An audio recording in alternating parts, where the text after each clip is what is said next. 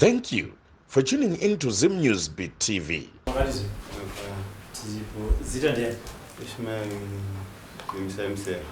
Ishmael? Bimsemse. Yeah. Oh, mabakulimko. Abamashingo. Mashingo yakakura. Mashingo kwa Mrinyi. Ndio mambo ani? Mrinyi. Mambo Mrinyi. Nandire. No mkomaya bakana. Taita kuti mubve kumasvingo kukwezwa. Oh, mutori muri. Ndiwari. Garai apa. Kubaba mnataura kuti ndangoti ari padhuze. Taratika gentleman yawe yega. Makadi yavanda. Tipo. Saka ukama wakamira sia. Kazi nemurume. Kazi nemurume. Aya, pakana kumaina baba. Dambudziko rako kubvisa kumasvingo.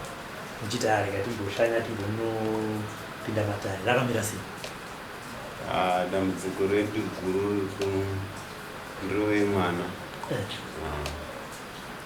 Ndiro kuramba. Maka rona makora. Makora takaona naye. 2021. Ndiro kabera.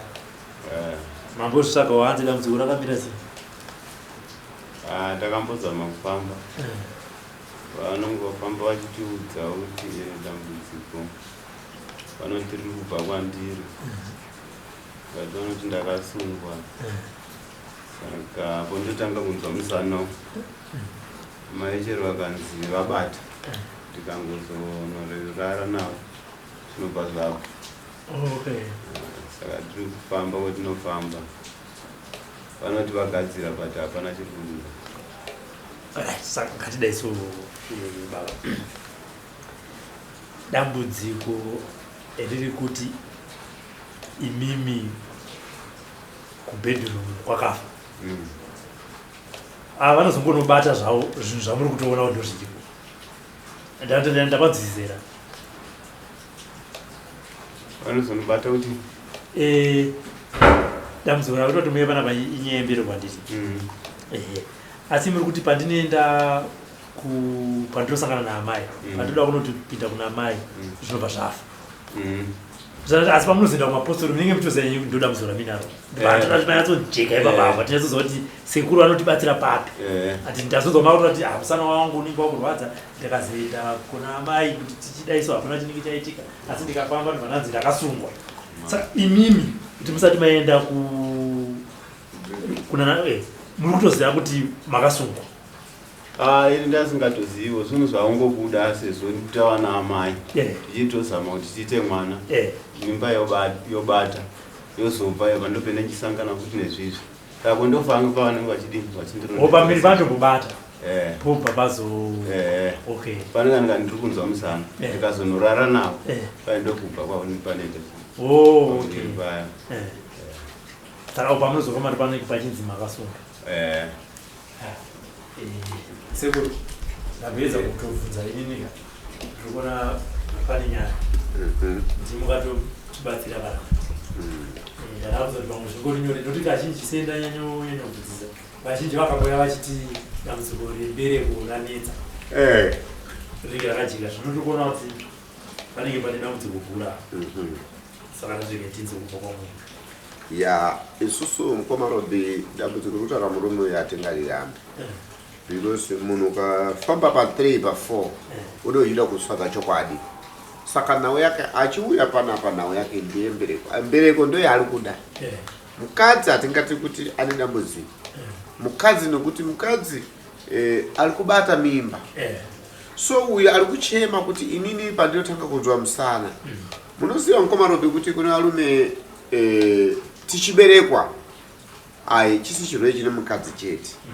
Chirwere chakuchema nacho murume ndo linonzi sare rechikono. Saka mimba ikabata ine 2 months. Andidika? Sare rere uyu panobva ukachiti kunogara pane mudzimai. Sare rere ragarira mwana. Saka panofanira kuti pauye ropa riri kupisa pamwana. Pakuchiti mukadzi nemimba yake pakuuya ropa zvakafanira kuti mukatora mukaka nederere mukazvisanganisa handitika pane chinobuda ende hazvichanaka mukaka uchanaka derere harichaita se saka ndozvikuitika pamune murume saka uyu murume ane sare riri kuchibereko chake handiti so pachibereko chake musare rake raipira kuti rabatana nechirwere chemusana mune chirwere chemusana une musana unobudisa sika rudziso kuti mbum ndo zviri kuchema pawo saka zvinhu izvozvo zvinofanira tanga zvarapiwa tisati tapfuma vanhu uroyi manzwisisa ngatitange tarapiwa isusu tisatsatsvaga vanhu kuti varoyi ndiani muroyi tikarapiwa chirwere ichi nokuti pabere apa achabudisa ropa kutoileti wallahi ndikutaura kosi ndikuziwana achabudisa ropa kutoileti handiti saka munofunga kuti kana achiti achienda toileti achinoita svina ona ropa riri kubuda mbedhuro achabudirira hakuna zvakanaka saka aukusi kuti ane dambudziko hombe ushereketwa uripo bati pekutanga ndiba saka ndoimba kuti hapa auya ndidhokota tiri kumurapa tichamubatsira nezvo zvari kuchema kuti ndikuda kuti ndigadziriswe ndiri kugadzirisa saka zvekuti akasungwa izvi usungwa zvokusungwa ndesawo zvokusungwa zondesawo asi tiri kutaura zvekuti ari kuda kushandiriwa nemutombo wakanaka saka tiri kumupa mishonga tomusunungura ukozi mukomana bve kune mishonga wavarume wokuti ndikautora pa munhu iye akacha meso mana mukwenya machiona fangichi hapane zvikuitika nokuti mushonga unosunungura sare rechirume saka ndinawo kana tikalimupa mushonga akaja likabudisa kunze hazvina mosa inogonobuda kuseka rudziona kakanyama tuchienda nembera isu tunocheka ndokuti tiwine saka alhamdulillah Allah subhanahu wa ta'ala anozviziva kuti tinovakumbira kuti ngavatibatsire zvakafanira dambudziko rake mbereko anoiwana haana kana time futi amai avabata mimba yavikibata pamwe atori nayo ka hauna titange kugadzirisa kamimba chekuti isalasike bozi ikaramba chilasike uchibva kun'anga hazviite mushi saka izvozvo ndozvihombeombe mukomarobe isu tinovabatsira vazukuru ende tichapa mishonga che nhasi chatotanga nawo basa nhasi rakakwana kana kuripedzisa mazvinzo wangu ndazvinzi amai manzwa zvatavana sekuru hanzi vane chii baba rechirume handitika zvekusungwa pamwedzi motsanangudzo dzimwe dzipachi dzipapera zvakahanzi nasekuru ngatigumbirai kunanga vanhu kuroya tozaiva pane mama kutofungidzira fungidzira hapana edu asimuno kana wakanzi wakasungwa ukatozofungidzira ivi nekuti ndakasungwa nani ani mazvoaiwa tinotenda saka regai tibe sekuru mukana tozoona nekufamba kwenguva kuti anobuda mari zavo akaita sei une mumwe mubvunzo una sekuru bvunze uye zvechimwe chandandawira ndoda nanchichemona sekuru kuti vandibatsiro kutsvaga hama dzangu nekuti ndakabva musha kwamai vangu matauriro avari kuita mama akati ndakabva ndine 2 years saka nanjitotsvaga family yekwedu amai venyu vakati makabva kupi mine 2 years kumusha kwababa vachii infact havana kusiyana esachi matsanangurira vakandita vakanditi baba vaishanda kunonzi kugrindel kutextile saka menoti vakaita dhiri here kubasa ndobva vasungwa saka vasungwa ndobva vanzi 15 years mujeri saka hanzi amwene vaona kuti ndasungwa kwakuineni nabhuti wangu bhuti wangu ndofestival saka vari kuti amwene vavo vakabva vati chisiya wakohwa uvharire zvinhu zvako mukitchen uchidzokera kumusha kwenyu nekuti uchiri mwana mudiki ndikakuti ugarire 15 years idzodzo unogona kusadi kusagona kudzigarira. Mama ndobva vati ndakazotorwa nasekuru vangu ndobva vaendeswa kumusha kwavo kuChipinge. Saka kubva ipapo hama dzangu kuti ndidzizive pari kunetsa. Mati makapiri vani? 8 vaviri. Andadzirku. Izvozvi iri kuSouth Africa. South Africa. Vane hata. Amai vanoti kumusha kwende ku? Kuchiweshe kwaShopu. Apo ngototobaziya kai ndomusha kwabayambo kai. Matenda. Kwa manambara. Wakambozwa nganga inonzi manambara. Kana ivo vakangondiudza kuti ukangosvika paShopu ukafunza seneme kumba kwenyu vanokuratidza. Seneme inonzi Marira. Alright. Toda kudaiso. Sekuru vanozotibatsira pamwe pambera. Baba venyu vainzani? Vainzi Wanda Marira. Anditi tiri kukumbira kuti ngekuti vari kuchiweshe kwaShopu vekwaMarira kana muchiona vachikuona pazara nhasi iyamba yenyu vakufonerei vatisi vakutsvake ii munozotipa nhamba dzenyu handitika kuti kuti anenge akuonai anobva aziva nyaya yekuti hama yedu zvechokwadi Wanda kana ari akasungwa akagara mujeri zvichida baba yenyu vapi kwemi makambodii kuenda ipo kunobvunza akuti ndiende pamwe dzimwe nguva pfuma ndainomboita dzimwe nguva ichimidza. Zvinhu zvacho zvinenge chingoti zvikambosununguka zvovharika zvingambosununguka ndovharika. Saka nekwandakambofamba hangu zvaindiudza kuti ndofanira kunotsika kumusha kwedu matauriro avari kuita nekuti baba vangu matauriro azviri kuita vari kunzi havachararama. Saka handizivi kuti vanorarama here kana kuti inewo maunzwiro andakaita. Asi baba vangu vaishanda kuTextile company kuGreendale. Ndisando kuti hama dzekwaWanda Marira dzibva kuchiweshe kwaShopu kana muchiona hama yenyu ungave muzukuru tete hama inini kana baba mudini iye hama yenyu tibatei tikupei nhamba musangane nevana. Amai vako vainzani vaende vaibva kupi? Vaibva kuChipinge. Vainzi Febi Singana. Vakashaya mai? Vainzani? Ndakazonzwa kuti vakashaya. Amai? Ndakatoita kunzwa nasisi vangu vari kuHarare mwana wemukuru. Handiti nyaya kwenenge iri complicated. Mai vakashaya? Ndakanzwa kuti vakashaya. Makanzwa kuti amai vakashaya? Asi imi maigara kupi? Baba amai? Ndiri kuSouth. Oma muri kuSouth? Ndakauya manja. Makaenda kuSouth rini?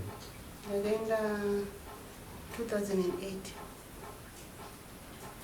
Ukamboina mai wangu wamira? Wanga uri right asi pakati pedu papaine munin'ino wangu anonditevera. Ndonhau yandaiti ndichabvunza kuna sekuru. Chero munin'ino wangu tosangana kuna baba. Saka pandakaita mwana wokutanga because ndine mwana wokutanga. Saka mwana wangu pandakaita dambudziko rakaita kuti tizopesana nababa vake pakapinda munin'ina wangu pakati. Makatorerwa murume? Aiwa, maitikira zvakaita ndepekuti munin'ina wangu akapesera agloss. Nyaya yemutaura murume nyanise? Ndakambova. Okay. Handiti kuti vanhu handitika munondiudzei zvamakamuudza. Handiti zvamusina kumuudza musina kusununguka kutaura musatezi musataura zvinhu chitaurai. Ndina chandakavika. Because munoza anozosumuka pakati iwe handitika. Because pandakaenda kuSouth Africa 2008 ndakabva munin'ina wangu akandifonera akandiudza kuti sisa ndina kwekugara. Saka ndingakwanisa here kuti ndisvikire kumba kwenyu yakuSouth. Ndikati unokwanisa kusvika mwana wamai vangu tigare tese. Ndobva auya munin'ina wangu tikagara tese. Asi ivo nerelationship nemurume wacho hameno kuti chii chaitika. Ndakagara nemunin'ina wangu nekuti ndakati hazviiti kuti ndimurasi. Ndobva ndagara naye. Asi pakati pedu marelationship ndikarasikirwa nawo ndikada kumatsvaga ndinozonzwa kuti munin'ina wako awhatsappa nemurume wako vachiti. Muri kupaona? Saka pana baba vemwana uyu wandinaye ipo zvinezvi akati ndakanga ndafonera ndichida graduation yemwana. It was 2018. 2018 ndakanga ndichida graduation yemwana. Tataurirana tafonerana nababa wacho because tasingagari tese nababa wemwana. Pandamufonera ndamuudza ndobva ndati ndoda graduation yemwana manje handisizwa kuti ndingakwanisa kubatsirana sei ndobva nditi ndichaitumira imari it was 1.5 yekusouth africa ndoyanga achifanira kugraduata 2019 saka nekufamba kwenguva ndakabva ndangosiyana nazvo mukomaropi ndibva ndangoti regai ndisiyane nazvo because kukumbira mari kumunhu asiri kukupa attention regai ndisiyane nazvo saka ivo baba wacho ndobva ndazovafonera 2020 ndobva ndati saka wafunga kurasa mwana wako here because makore ese aya ndakanyarara saka uri kufunga kuti anochengetwa nani ndobva ati inini mari ndiri kuiendesa wani kumunin'ina wako muri kupaona mukomaropi inini ndakanzi ndisakupe mari nenhau yekuti uri kuidya nevarume ndikati munin'ina wangu apinda papi because isusu patakadanana tanga tiri tu saka iwewe chii chazokuitisa kuti udi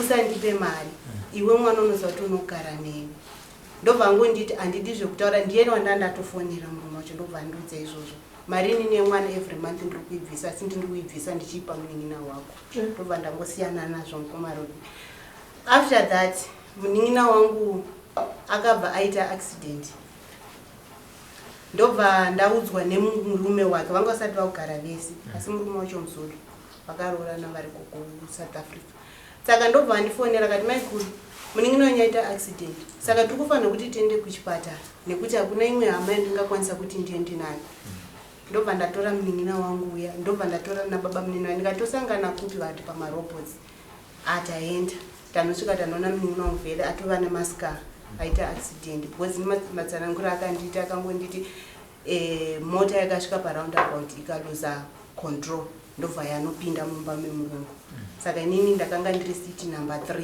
ndakazokaruka ndakumberi ndobva ndati saka makabuda sei ndobva ati yakaita kuchekwa mota iyoyo alright ndamatenda mwana wamai vangu ndatonokumbira kwakune kalastborn kakauya kusouth africa ndobva ndati saka chiita kuti fochi auye kumba asare nemwana inini ndiuye ikoko ndigokwatenda it was Tuesday ndakagara kumukomaropi kumba ikoko asi chakandishamisa ndechekuti ndanga ndakagara nemunin'ina wangu kumba kwake pasofa aikwanisa kufonera hama achidzudza kuti inini ndingagoita sei ndisina munhu ari kundiatenda ndochimwe chinhu chinondirwadza mulife yangu kuti sei munin'ina wangu achindivenga kusvika pakadaro chero ndisiri mwana wababa vake asi inini ndakakwanisa kuti ndikwanise kumuaccepta semunin'ina wangu ende mai mazuva vairwara futi chimwe chinondirwadza ndaikwaniswa kubvisa pandaikwanisa asi munin'ina wangu ainyeba kumusha kuti handina chinhu chandiri kubvisa kuna mama ende chimwe futi chinondirwadza mukomaropi akauya ndaiita zvemixed veg ndofunga kusouth africa munoziva kana makambosvika ikoko une chimaketi chako chimusika saka ndandakachitira pamba chiti chemukuku ndakahenga madomasi angu munin'ina wangu akauya mumwe musi ndobva ati stafu yose ubva aidonhedzera pasi ndobva ndudza kuti usi mwana wamai wangu and you are nothing kwandiri saka chimwe chinhu chandoda kubvunza futi kuna security chandakatadzira munin'ina wangu chii ende sisi ndichizovafonera vandiri kukudza kuti vakandifonera vachindizondudza nhau yamama vakanditi pandakatanga kuvafonera ndichiti sizi ndakazochinja nzvimbo nenhau yemunin'ina wangu maitira anoita handidi zvikanzi uri mupenyu mwana wamai vangu isu takaudzwa kunzi wakufamba neuche wakaita accident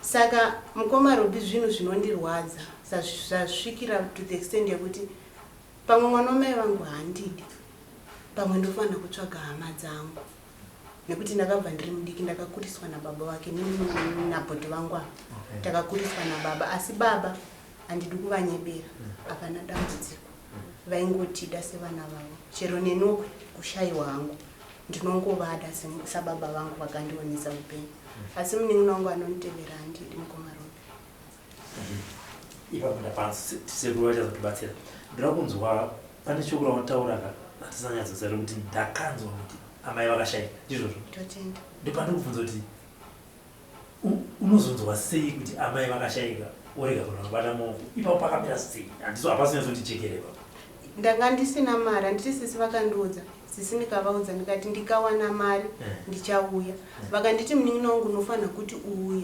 uzoona pakaradzikwa mai. Ndipo ipapo nhau yanga ichinetsa inhau yepfuma totenda, asi inini kuenda ndine shungu yekuenda totenda. Pakanaka regai tizoona kuti hama dzenyu dzepashopo uku dzinokubatsirai pakaita sei sekuru. Alhamdulillah. Muzukuru kana muzukuru kadzi manzwa dzekwake zvinotosasitsa kwa shopo kuchiweshe ndinovimba kuti vese vaona dare iri ndokumbira kuti ngavazive hama yavo yapinda nemudare maachapora vanobata mukoma Robert kana vanobata achapora iye achatisira namba pese paanenge ari hama dzake dzomuziva. Asi nyaya yake inorwadza ende inodzimba nekuti paafamba pese muroad akuisirwa madhaga, afamba pese muroad akuisirwa madhaga. Asi isusu tichada kuti timutarise nokuti izvi hazviitike nemunhu wese manga totarisa kuti apana mweya here wagara paari nokuti papakaya kati sekuti kuda mbereko mbereko ida kusunungurwa, but tinotanga tatarisa kuti apana here zvitambudziko. Saka matambudziko ndio atichataurana, ndio atichashingirira, ndio atichavhisa. Ndofunga Mwari vachatikomborera ipapo. Ndinotenda. Pane zvimwe zvichiri pamwoyo. Ndingangotaurawo zvimwe. Zviripo. Taurai ndomukana unoindiripo kudai. Chandinoda kuti chekuti muponi. Ndimbotaura. Ndada kutaura nguo pamusoro pemhuri yekwedu. Chimwe chinhu chatambudza kuti haisi nyaya yembereko chete. Ngati upengo ngati kunetsa mukati medzinza redu. Tikatarira kwakatanga wana bamunini. Vaiva nasisi vavo vakafa vachipenga. Bamunini ndizvezvo. Ikono ndiri kuona zvakutouya kwazvanzi dzangu. Dzakupengawo. Vamwe vari kuita soti vari kustroka, mavoko haachashandi, vaviri vanopota vachirwara mukati medzinza rangu. Neniwo pane zvimwe zvakambotoitika zvandisingazwisisi kuti ndokurwara kuya here kuda kuuya. Because ndakapedzisira ndichingoita zvoti ndichitaridzwa zvinhu ndichitaura vanozviziva ndisingarari. Ende ndikafamba wakundofamba vanenge vachinditi zveshuwa kurwara kuya kunoitika mudzinza rekwenyu, because ndiri kuona mudzinza rekwenyu makaoma. Taona zvazouya kwauri. Ungava uchapenga kana accident. Ende ndikazvitarira ndapotseka nekuda kudonha nemota kusingaperi. Saka ndezvimwe zvinhu zvandaida kutotiwo kana sekuru vanga vachigona kuti kana pane anozviita kana kuti vagadzirisa kuti mhuri isangane, kana pane zvinonetsa mukati medzinza redu tigone kusangana tigadzirise tiite chinhu chimwe chete. Because ndikatarira hapana chiri kuitika, umwe nemwe anoita zvake. Mai ndikaonavo vakadonha, mukavatarira nonga vane 8 years vangodonha vachifamba kumberi rakazvimba so vari kubuda futi zvimwe zvinhu navo. Vanozama kudana vanhu vachibetsera. Pfuma tongoti noenda mahara, because ukabetserwa zvinhu zvikasafamba hapana zvinoti wapisira pfuma. Saka ndezvimwe zvinhu zvinotinetsa mukati meupenyu izvezvi. Uye pandaiva kuSouth ndaivawo nemudzimai sandava nevavo. Saka handisi kuziva kuti kwere idzi ndaitodawo sekuru kana vachiti vanoonawo nditsanangurira kuti pakamira sei pakwere idzi. Because ini sababa nekuti kwere ndidzangu, asi ndakangozosiyana navo. Saka handisi kuziva kuti pakamira sei. Mama nana wangati? Tingati 3. Tingati 3. Uyezve pane vanhu vanotikwereta sekuru. Naitokumbira rubetsero pane izvezvo. Handiti? Sekuru anozotarisa. Vantu chiyasara chii? Ini chasara mukati medzinza randakawanikwa inhau yekukonana kwandinoita nababa ivava. Tikakonana sekuru tinogona kuti like ndongopa semenza nesu pamwe mukasire undibata. Ndinokumbira kuti unditorere chakati. Ndikanonoka kuchitora inopesera yakuita nhau. Kana kuti ndokumbira ndikudya sadza undiwedzerere sadza, kana kuti ndiri panze ndokumbira kuti uye uzondipakurira sadza. Ndadaro pamwe vadya vapedza. Ndadaro ndikangoramba. Zvotonetsa yotova nyaya hombe. Saka nhau iri kundinetsa mukoma Robert inondibata chero mwaka nenguva chero sisi wangu vari kuharare pamwe vachaona vhidhiyo iyoyo ndakapedzisira ndavaudza vakapedzisira vandituka amene tinokwanisa kududza here zvavakandituka vakapedzisira vandituka nechimiro chamama asi zviri pauyu pakavanzika mapatsi akavanzika amai vangu ndakafonera sisi musi watairwa ndobva ndavati sisi ndakatanga ndafonera mama ndobva ndavati mama pera ndaudzwa kunzi imimi pakati penyu panodai pakadai muri kunzwa zvikanzi anondituka anondiziva here ndakambodyei chake chaanosvikira pakundudza kudaro ndobva ndafonera sisi vangu ivo vari kuharare ndobva ndavaudza ndikati sisi ndaudziwa pano munhu achituka tatukana asi vapedzisira vaisa mai mukati saka idambudziko rekuti riri kundirwadza mwaka nemazuva sisi vangu vakabva vati ndipe nditaure navo vataura navo nhau iyoyo ndobva vairamba kuna sisi vangu vakati avanombofera vatuka mama muri kupaona saka ndobva ndavati okay ipapo vangu vaenda kuna mama vavo vanovabereka nditi takavakira kumusha kwavo saka ndopatatiri musi wachiwa mukanyaya ndobva vaenda kuna mai vavo ndobva vanovaudza kuti mai ndati mukadzi handichadi mazvinzwa kana kuzogara anogara zvake asi handichadi saka takatora nguva mukomarobhi muimba yemukati tisingapindi nenhau yekuti ichi ndakamudza ndikati handiti makataura imimi kuna mai kuti hamuchandidi saka chidzokera izvi nechivanhu munotaura kuti aiwa mukadzi uyo ndandati handichadi ndiri kugara naye vakangoti ngaipere yakadaro asi sisi ndakatovaudza vakasvika pakuvabvunza ivo vakairamba ndikati aiwa tichazoenda kuna nasekuru munoipika nhau iyoyo kuti hamuna kutuka mai saka inondidzimba iyoyo mukomarobhi munofana kuregererawo mazapa munenge pamunosekuru panotukana vanhu vaya panochinjana mashoko ndizomanenge achitaura ndizvozvo saka sekuru muzukuru komana ane matambudziko raatanga kutaura rembereko hongu mapabata ari kuti mudzinzari kwavo havana kubatana vasina kubatana zvakudaro nechirwere chekufa vanhu kurarama nekufa vachiita vachipenga vakati vamai vavo gumbo nechomuchitsitsinhura ATS rakazvimba uye zvakare masaidi mavo mune mabuda nembuda vanzwa nekurapwa asi hapana chekupera chandinongotaura mukomarobhi chokuti chirwere achitaura techinzwa tinoda kuvheneka ndosaka nambotaura kuti mukomana uyo masare yalipo asi ndinoda kuti ndimatarisi kuita kuti ndimuvheneke ndizive kuti sare rechirume iri riri kumukanganisa sare rechirume rinobva kuchenama kuramwitsana sare rechirume haridi zvinhu zvese zvese saka situngotaiwa tinoda kuti tinetsane navo vazvikura sezvo ari panapa regai ndivatarise ndifambe navo ndivaseche zvehama dzese zvinoitika dzimwe dzese zinyaya dzese isusu tinogadzirisa tinopa mitombo veukama vese vachauya pano mhepo dzavo dzigare pasi ende upenyu wavo ufambe zvakanaka ndo zvinhu zvandakatarisira kuti zvinofanira kunge zvichibuda pati zvino so tichifamba nawo upenyu wavo zvemwana aiwa inguva diki diki manje anomubereka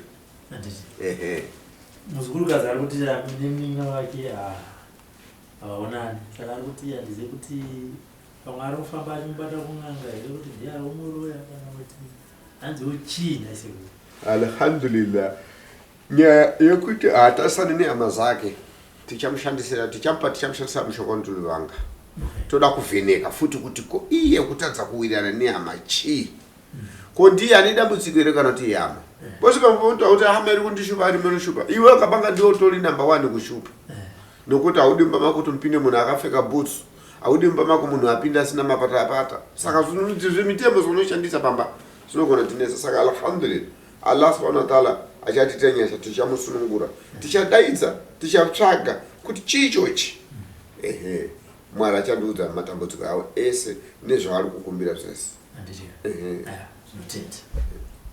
For these and more stories, tune in to Zim News Bit TV.